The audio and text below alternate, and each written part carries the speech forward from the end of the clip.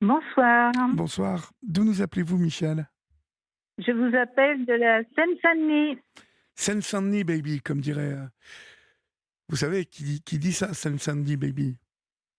Non, je connaissais pas, mais enfin bon, C'est le groupe on en NTM. apprend Vous tous les savez, jours, hein. Seine-Saint-Denis, baby, à chaque fois, en fait, c'est un running gag. Mais Bon, ben, ce département n'a pas une bonne réputation, non, et mais là, pourtant, ce que je vous disais, on c'était dit, plutôt positif, hein. Seine-Saint-Denis, oui, baby, c'était toute la ouais, vague de rap qui a été amenée par le groupe NTM et qui est plutôt, voilà, aujourd'hui une industrie, hein, le rap, et NTM a chanté à ouais. l'époque Seine-Saint-Denis Baby, donc c'était plutôt. Mais vous savez, quand je voyage aux alentours de Paris, dans les autres banlieues, je me rends compte que finalement, on n'est pas plus mal en Seine-Saint-Denis Bah, bien, qu'ailleurs, bien hein. évidemment, bien évidemment. Hein. Et puis Ça en dépend du Seine-Saint-Denis, quartier, mais on les calme. il y a quand même une dynamique en Seine-Saint-Denis, des élus qui se battent pour améliorer la vie de toutes et de tous. Donc vous avez raison de dire que voilà, en tout cas, la Seine-Saint-Denis n'est pas pire qu'un autre département, ça c'est sûr. Voilà, voilà. Alors Michel, quel âge avez-vous? 81 ans. 80 ans. Et de quoi voulez-vous me parler, Michel? 81 ans. 81 ans. 81 ans, pardon. Ah, j'insiste. D'accord. De...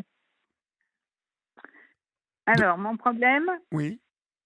alors, mon problème, c'est que j'ai un différend financier avec mon fils. Mais donc, il ne donnez jamais une procuration à un de vos enfants parce qu'il vide votre compte. Alors, Alors, à savoir que mon fils a 58 ans maintenant oui.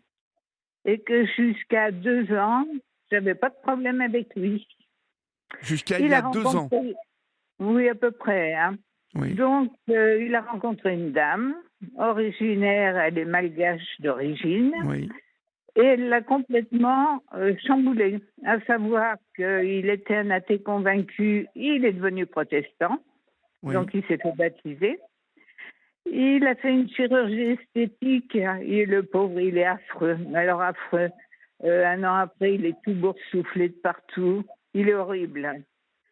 Et il s'est marié pour la première fois à 57 ans et demi. Donc, il a quand même deux enfants de deux compagnes différentes qui ont 28 et 32 ans. Oui. Mais alors, il a complètement changé. On se demande s'il est vraiment protestant ou s'il n'est pas rentré dans une secte. Alors, jusqu'au mois de mai, il m'a souhaité la fête des mères, pas de problème.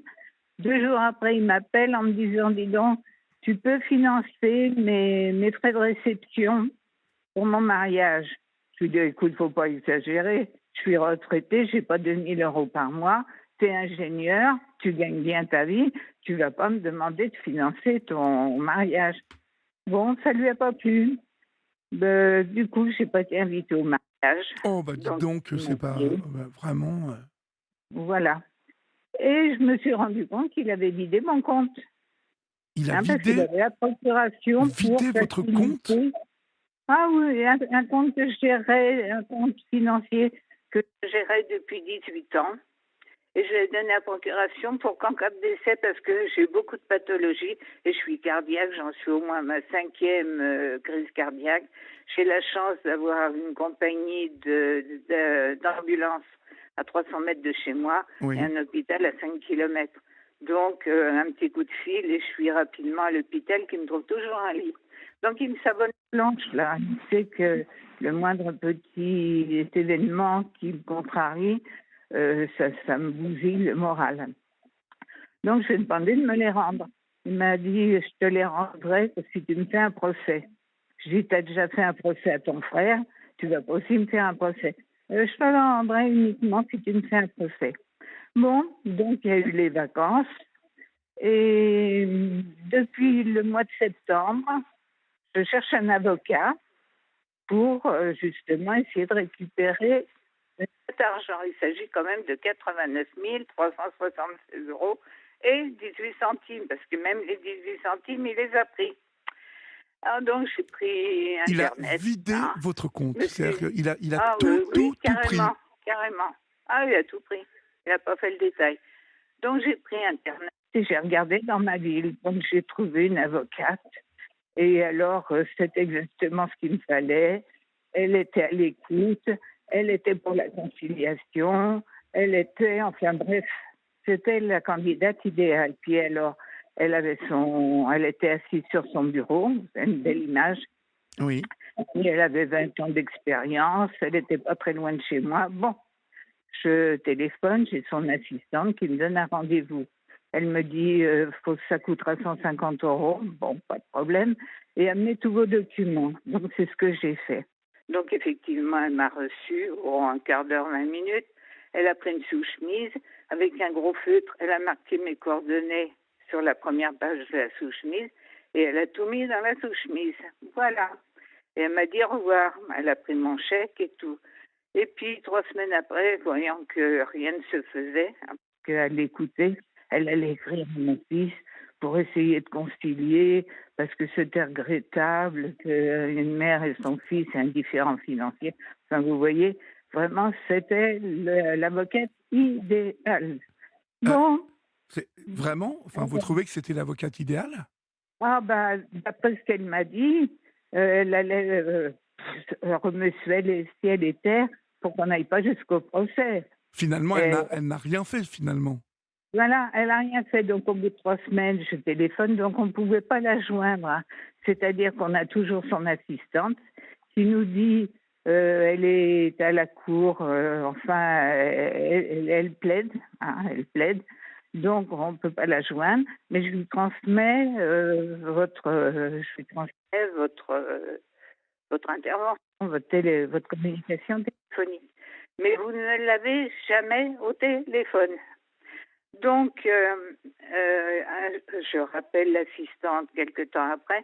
Elle me dit, écoutez, si vous avez d'autres documents que vous avez trouvés, amenez-les et amenez 150 euros pour qu'elle fasse un courrier. Bon, donc je vais porter 150 euros encore une fois et je rapporte des documents complémentaires qui auraient pu éventuellement faire marcher le dossier. Et depuis, plus rien. C'était début septembre. Donc, presque 6 mois après, j'ai plus entendu parler de cette avocate. Alors, j'ai relancé plusieurs fois, mais à chaque coup, j'ai son assistante qui prend note et qui transmet. Voilà. Donc, comme j'en ai eu marre, j'ai pris contact avec le Conseil de l'Ordre des avocats. Donc, j'ai pris ça vers la mi-novembre. Donc, j'ai fait un courrier, j'ai envoyé tous les documents au Conseil de l'Ordre des avocats qui m'a accusé réception. C'était à la mi-novembre. Oui. Et donc, comme vous voyez, on est mi-février et j'ai pas plus de nouvelles qu'avec l'avocate. Vous avez été mis en attente. Ah, vous êtes là, Michel? Bon, Michel a dû appuyer avec son oreille. Nous sommes en train de la recontacter. Bon, vous qui nous écoutez tout de même et qui êtes à un âge où, vos enfants vous demanderaient une procuration. Il faut vraiment que vous vous posiez la bonne question. Et la bonne question, elle est très simple, voyez-vous. C'est que tant que vous avez tous vos moyens psychologiques, surtout psychologiques, ne donnez aucune procuration. D'abord, dans un premier temps, je vais vous expliquer pourquoi. Tout simplement parce que les histoires d'argent, entre n'importe qui, c'est-à-dire entre parents et enfants, vous le voyez, mais aussi entre amis, eh bien, ce sont vraiment c'est la meilleure manière de se fâcher. C'est la meilleure manière d'avoir des histoires, en fait. Parce que, malheureusement, l'argent transforme beaucoup de personnes. Beaucoup de personnes, avec l'argent, ont la tête qui tourne. Alors, on a récupéré Michel. Ouais. Donc, faites attention avec votre oreille, Michel, de ne pas appuyer sur, vous savez, sur un bouton, parce que vous vous êtes mis en double appel, là. Si vous pouviez parler plus fort, parce que là, je vous entends plus. Voilà, je vous disais, faites attention avec votre oreille, de ne pas appuyer sur un bouton, parce que vous vous êtes mis en double appel. D'accord. Ok. Donc, dans quelles circonstances ils m'ont accusé réception en me Oui. disant qu'ils allaient prendre contact avec elle pour voir son avis. Et depuis 3 mois, rien. Donc, entre-temps, j'ai repris mon ordinateur, j'ai cherché un autre avocat et j'en ai trouvé un.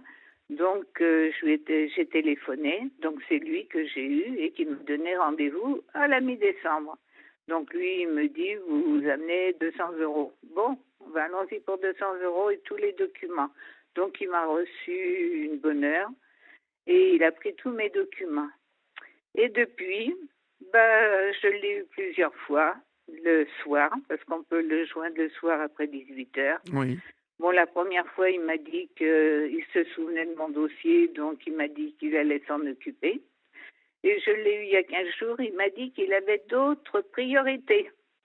Voilà, 2 mois après, il a d'autres priorités. Alors cet avocat, quand même, se donne bonne conscience. C'est-à-dire qu'il fait des permanences gratuites à la maison de justice de ma ville. Oui, mais enfin Mais il a d'autres priorités pour mon dossier. Et puis j'ai envie de vous dire... Autrement dit, ça fait pratiquement 6 mois que j'essaie de récupérer mes fonds. Et ça fait 2 avocats qui font rien. Alors je voudrais savoir s'il y a des auditeurs qui connaissent un avocat sérieux qui prendrait mon dossier dans la région parisienne. D'accord. On va vous aider à trouver un avocat, Michel. Et un avocat dont on obtiendra l'assurance qu'il s'occupe de vous et surtout qu'il vous prenne au téléphone. En tout cas, que vous ayez quelqu'un au téléphone à chaque fois que vous appelez et qu'il puisse vous donner des explications. Surtout qu'il s'occupe de mon dossier parce que ça fait déjà 6 mois. Hein. Que voulez-vous, Michel, en fait? Que souhaitez-vous? Récupérer mes 89 000 euros. Vous avez bien compris que récupérer vos 89 000 euros auprès d'un fils qui vous a volé cet argent. Il vous dit qu'il vous l'a emprunté. Mais pardonnez-moi, quel fils va vider le compte de sa mère? Il ne me l'a pas emprunté, il l'a volé. Alors, carrément, quand on se fait voler quelque chose, on fait quoi? Qu'est-ce qu'on fait? On va voir un avocat parce que je suis allée au commissariat et au commissariat on m'a dit que c'était pas leur compétence. Donc ils m'ont conseillé de prendre un avocat. Ah bon? Au commissariat? On vous a dit... les affaires familiales, ça les concerne pas. Mais ce n'est pas une affaire familiale, Michel. C'est une escroquerie. C'est comme ça que ça s'appelle. Apparemment, familial, il s'en occupe pas. Bon. En plus de ça, j'ai une protection et une protection juridique. Il s'occupe pas non plus des affaires familiales. Pardonnez-moi, vous avez une protection? Je n'ai pas entendu. Vous avez une protection quoi? J'ai une assurance protection juridique. Oui, mais ça n'a rien à voir, ça. Donc, si j'avais un problème, je sais pas, avec un voisin, il me donnera un avocat. Mais pour les affaires familiales, il s'en occupe pas non plus. Donc, mon problème, c'est de trouver un avocat qui acceptera de me défendre pour un prix raisonnable parce que je suis retraitée. Bien sûr. Alors, quand je vois les émissions de Julien Courbet, ça peut vous arriver, il y a une super avocate, là, et elle a un tonus formidable.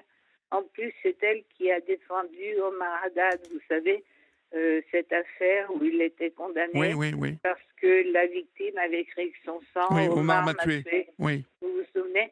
Elle a réussi à l'innocenter alors que tout le monde le condamnait. Alors je me dis qu'elle arriverait certainement à avoir mes fonds, mais vu sa notoriété, elle n'est pas dans mes moyens. Oui, mais ça, on peut... Mais je voudrais que je trouve un ou une avocate, mais qui prenne mon dossier, qui s'en occupe surtout. Oui, écoutez, alors, est-ce que ça existe? Bien sûr que ça existe. Bien sûr que ça existe. Bien sûr que ça existe. Le souci, je vais vous dire, c'est que ça fait combien de temps qu'il a ces 89 000 euros, votre fils? Ça fait 6 mois. Okay. Un peu plus de 6 mois. Il ne vous a rien rendu depuis 6 mois? Rien du tout. Au contraire, on n'a plus de contact. Alors, j'ai demandé... Alors, il a 2 frères. Parce que si je passe l'arme à gauche... si je me réveille pas un matin, comme j'ai 3 fils, il a le droit qu'au quart de cette somme éventuelle, et mes 2 fils ont le droit à un quart aussi, et le 4e quart, mes petits-enfants. Oui. Que disent vos deux fils Non de... seulement c'est moi qui vole, mais ils volent aussi ses frères et Oui, toute la famille. complètement. Il ne les rend pas. Michel, Alors, que disent vos deux autres fils de cette histoire? il y en a un qui lui a téléphoné en lui demandant des comptes. Il lui a raccroché au nez. L'autre, il ne l'a pas appelé parce qu'il lui a fait un procès. Donc, ils sont fâchés. Je lui ai envoyé ses deux enfants. À sa fille, il lui a dit, oh, je ne sais pas faire ça. Hein, je ne sais pas faire ça, j'ai ça. Mais je ne sais pas transmettre. Elle lui dit, écoute, il ne faut pas exagérer. Enfin, ils se sont fâchés. Je lui ai envoyé deux de ses neveux. C'est pareil. Il leur a accroché au nez. Conclusion, il a plus... Alors, j'ai aussi mon ex-mari, le père. Ça faisait, je sais pas, je suis divorcée depuis 2008. Je lui ai demandé d'intervenir. Donc, il est intervenu et il lui a dit, oh, je lui rendrai uniquement si elle me fait un procès. Il lui dit, D'accord. écoute, Bon, sois vous allez sérieux lui et faire un tout. procès. Vous allez lui faire un Mais, procès pour escroquerie. Pourquoi lui avez-vous donné une procuration, Michel?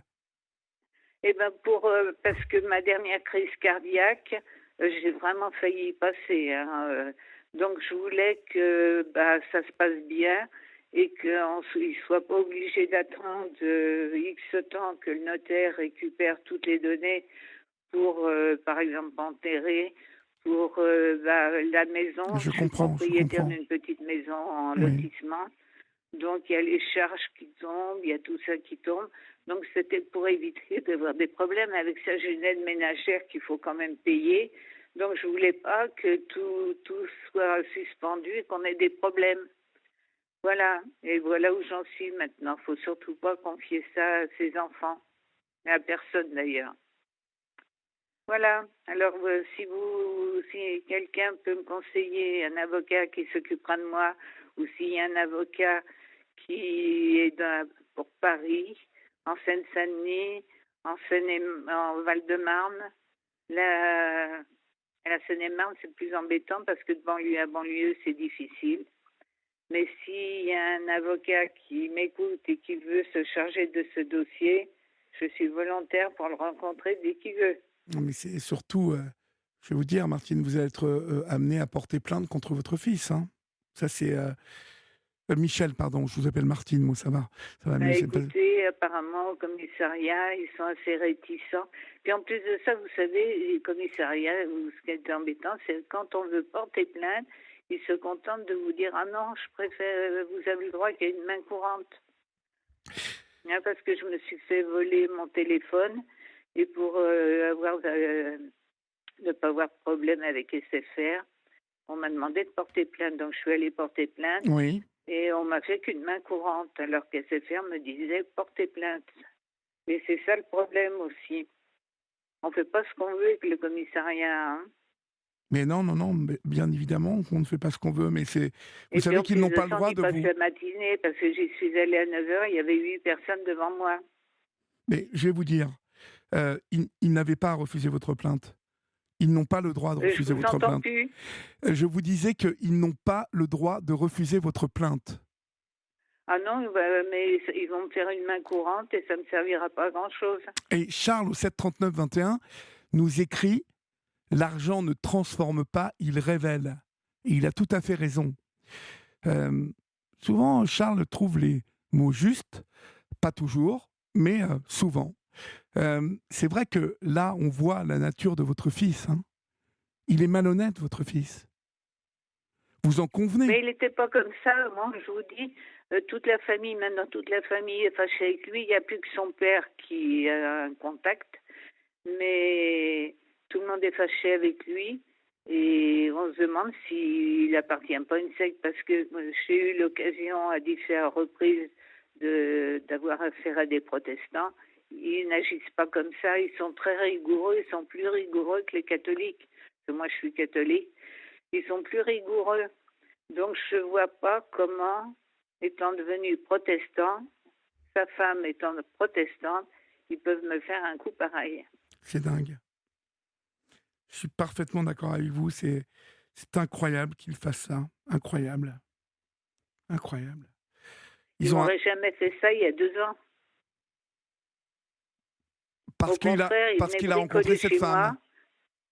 Au contraire, quand j'avais des problèmes, il attendait que j'ai 2, 3 problèmes pour avoir 1 heure de boulot et il venait me dépanner. Hein. Il était très bricoleur, comme il est ingénieur, il est très bricoleur et il faisait mes petits travaux sans problème. Et puis depuis 2 ans, pouf, alors tout a changé et c'est plus du tout le même homme. Et puis alors, je vous parle pas physiquement parce qu'alors, c'est un beau garçon, il fait 1,95 m, il est sportif, il est resté mince. Bon, il perd un peu ses cheveux, mais enfin bon. Alors maintenant, il a le visage tout boursouflé. Oh, on le reconnaît plus. Parce que, en fait, euh, le problème, c'est que cette femme lui a fait tourner la tête, non? Ben, j'en sais rien, parce que moi, vous savez, j'ai dû l'avoir 3 fois.